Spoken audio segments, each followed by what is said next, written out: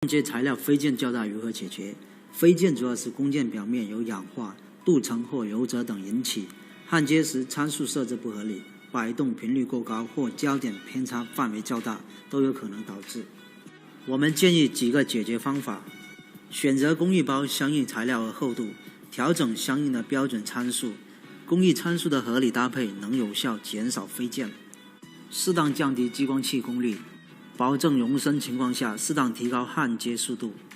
适当降低激光头摆幅频率，一般调整在12赫兹频率。适当降低激光头摆幅宽度。更换防飞溅铜嘴能有效减少飞溅或烧镜片问题。适当调整焦点位置，保证焦点位置在70毫米到78毫米的标准范围之内。